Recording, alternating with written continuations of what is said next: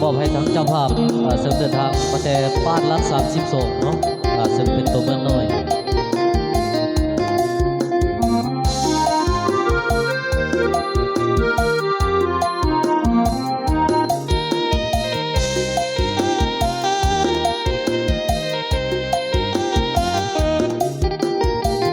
ลมหนาวพัดมาหอมกลิ่นมาลา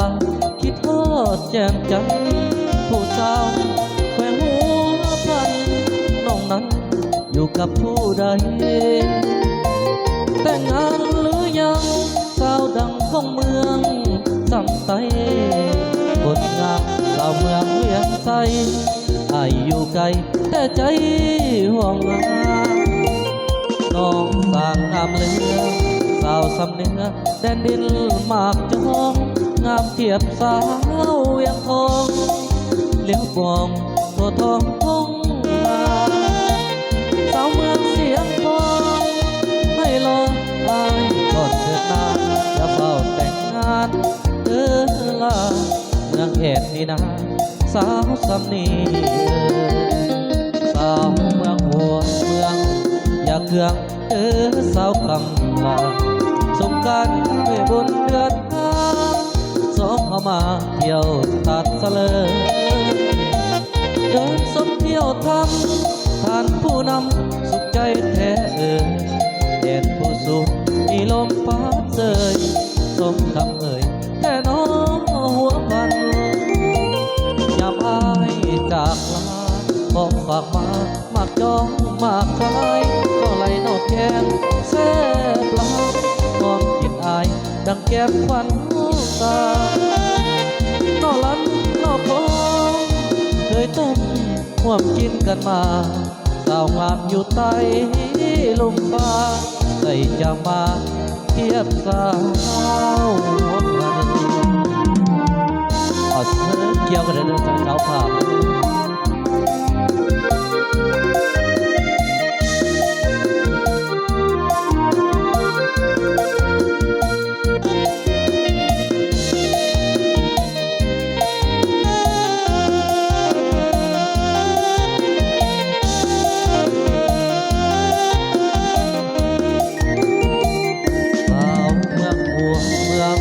อยากเครื่อง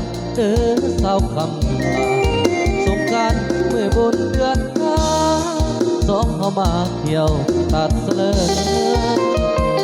เดินสมเที่ยวทำผ่านผู้นำสุขใจแท้เด่นผู้สูงมีลมพัดเสยสมคำแค่น้องหัวพัน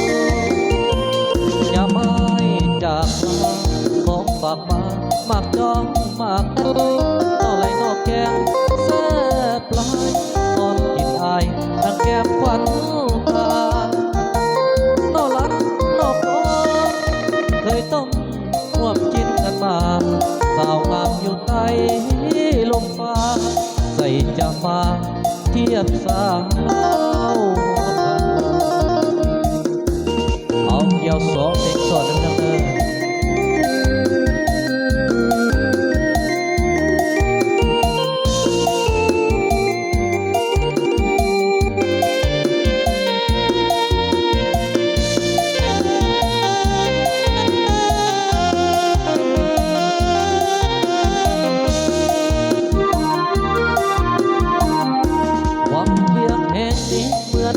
อำนาจ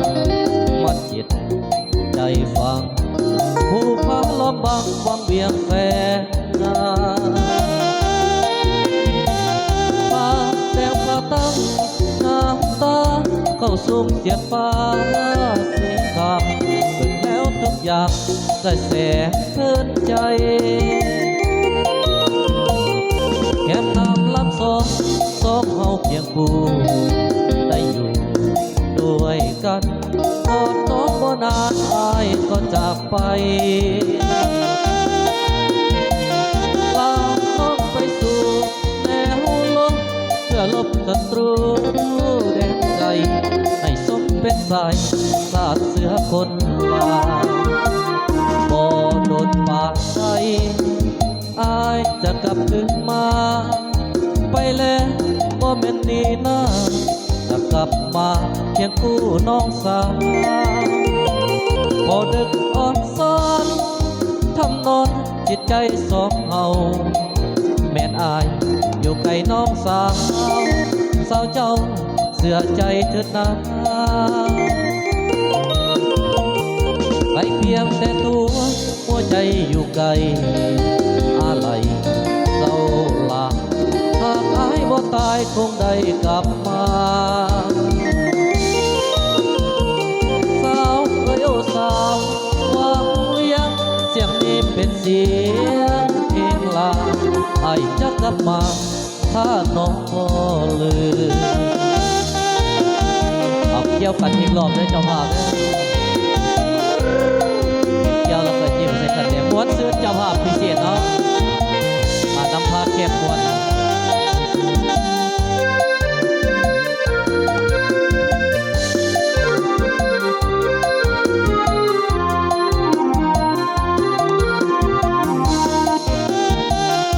โมโดนบ้านใดอายจะกลับคืนมาไปแล้วโมเมนต์นี้นะจะกลับมาเคียงคู่น้องสาวพอเด็ดอ่อนซ้อนทำนอนจิตใจสองเฮาแม่นอายอยู่ไกลน้องสาวสาวเจ้าเสื่อใจเถิดนาไกลเพียงแต่ตัวหัวใจอยู่ไกลอะไรเจ้าลาหากอายบ่ตายคงได้กลับมาสาวเอ้ยโอ้สาวว่าเวียงเสียงนี้เป็นเสียงเพลงลาอายจะกลับมาถ้าน้องบ่ลืมอากาศเย็นเสริมสภาพเกี่ยวสับไข่ที่สภาพเด้อเกี่ยวเอาโศกเอาใส่เกี่ยวเอาลำเอารวยพิเศษกะใครทำเจ้าภาพจงเจริญเจ้าภาพจงเจริญเด้